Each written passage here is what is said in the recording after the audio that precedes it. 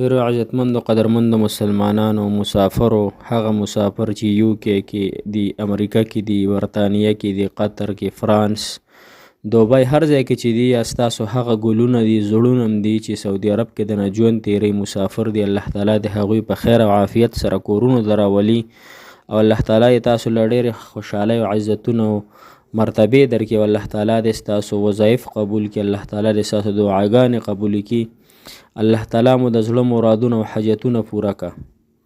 السلام علیکم ورحمت الله وبرکاته. ډیرو عزتمندو قدرمندو مسلمانانو، تاسو به روغ جوړ یې، د صحت په جامو کې به رب العالمین هم خوشحاله او باد تر و تازه کامیاب لره. الله تعالی دې ستاسو تمام حاجتونه ضرورت پوره کړي، الله تعالی د ټولو مسافرو نه راضي شي، الله تعالی دې زموږ د ټولو مسلمانانو ګناهونه معاف کړي. مسلمانانو نن انتهایی اسانه وظیفه د یا عزیزو یا مغنی، دا وظیفه انتهایی اسانه ده او د جمعې د ورځې خاص وظیفه ده. دې وظیفې سره الله تعالی ناممکن حاجت ممکن کوي، ناممکن مقصد پوره کوي، ناممکن ضرورت تر سره کیږي. دې سره دې وظیفه کې الله تعالی ډېر غټ کمال ږدلی دی، ځکه چې دا نوم د رب العالمین دی او هغه رب چې د تمامو کائناتو خالق دی، هغه رب چې د تمامو کائناتو مالک دی، هغه رب چې د تمامو کائناتو رازق دی، چې زما او ستاسو د الله تعالی په ذات او په صفاتو باندې یقین پیدا شي چې الله تعالی خپل بنده لره په هر لحظه کې ورکوي.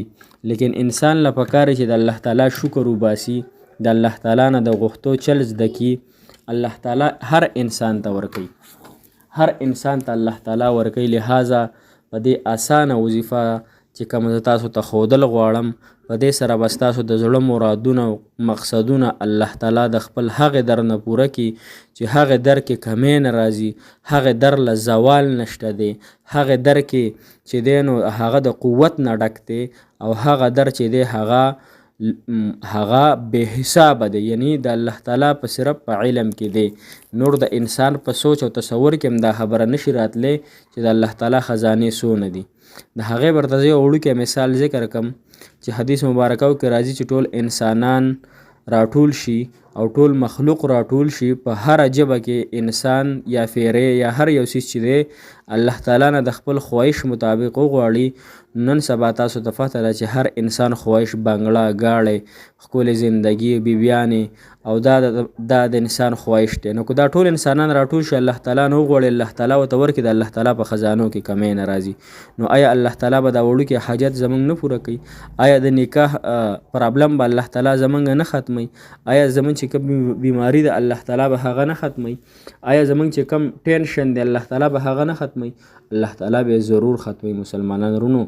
لیکن چې زمونږ یقین د الله تعالی په ذات باندې، ګوره ټوله خبره په یقین کې پرته ده، ټوله خبره د الله تعالی نه په هغه تقوا او اخلاص کې پرته ده. اوس کو انسان د الله تعالی نه نه غواړي الله تعالی په دې خفه کېږي. کوم انسان چې د الله تعالی نه غواړي الله تعالی پې خوشحالېږي. صحیح شو که نه؟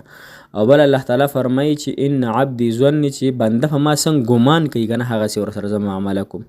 نو چې زموږ ګمان په الله تعالی باندې دا نه وي چې یاره دې وظیفې سره به زما د حاجت پوره شي او که نه، یا دې دعا سره به الله تعالی زما د حاجت پوره کړي او که نه، نو که دا سوچونه او فکرونه موږ کوو نو بیا هغه وظیفه به الله تعالی زمونږ دپاره نه قبلی، یعنی هغه دعا حاجت به بیا زمونږ نه قبلیږي.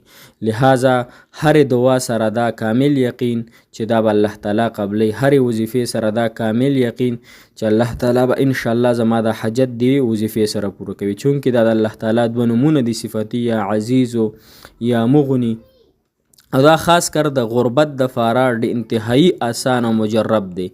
چا باندې غربت د چا کاروبار نه چلیږي، د چا په کور کې غریبي، یا دغه رنګې یو کاروبار ته لاسه چې هغه ته تختی، بل ته لاسه چې قرضداری کېږي. لہذا قسمه قسم د ګریلوي مسلو دپاره دا تاسو کولی شئ. راځئ وظیفې سیټ ته ځو چې وظیفه به څه ټایم کې کوو، څه رنګې به یې کوو، نو پوره ترتیب واورئ. د جمعې په ورځ دا وظیفه ده، په نورو ورځو باندې هم تاسو کولی شئ، لیکن د جمعې د ورځې سره خاص ده. لہذا تاسو چې هر کله اذانونه وشي د جمعې د ورځې د تاسو جومات ته د وخته لاړ شئ. صحیح شوه؟ ځکه چې فرشتې د جومات په دروازه ولاړې وي، څوک چې لومبی راشي الله تعالی په هغه په عملنامه کې د یو اوښ صدقه کولو ثواب لیکي. نو چې تاسو مخکې لاړ شئ جومات ته او کله امام خطبې ته وخیږي دغه ټایم نه تاسو دا وظیفه شروع کړئ تر د مونځ ختمېدو پورې. یعنې مونځ کې به یې نه وی چې مونځ کله ختم شي د هغې نه پس به هم لږه ووې، بیا چې امام د جمع نه پس دعا غواړي نو دغه دعا به الله تعالی نه حاجت په د الله تعالی نه طلب کړي. خو دا خبره یاد ساتئ خطبې دوران کې به په ژبه باندې نه وایي ښه. کله چې امام منبر ته ودرېږي کتاب راوالي خطبه شروع کړي دغه وخت کې به په ژبه نه وایي، په زړه زړه کې به وایي او هره پیره چې یا عزیزو یا غنی وایي نو الله تعالی نه هغه خپل مقصد هم طلب کوي، الله دا مسله مې ختمه کړي، الله دا مسله مې ختمه کړي. صحیح شوه. دویم ټایم چې دی هغه د مازدیګر مونځ نه واله تر د ماښام مونځه پورې دغه ټایم کې به دا وظیفه وایي. دا به تاسو 1414 پیرې وایي ها، او 14 پیرې مخکې درود شریف درود ابراهیمي، 14 پیرې شاته درود ابراهیمي. دا چې کله تاسو ووایي بیا به د الله تعالی نه د خپل مقصد دپاره دعا طلب کوئ، هغې سره سره به لږه صدقه وکئ ها، که غریبانان کم ځای کې، ځکه چې داسې ډېر مدارس دي، زموږ خپله مدرسه ده نو لهذا کم چې داسې ملګري وي چې الله تعالی ورته توفیق ورکړی وسې ورکړی وي نو هغه موږ سره رابطه هم ساتلی شئ د الله د رضا دپاره.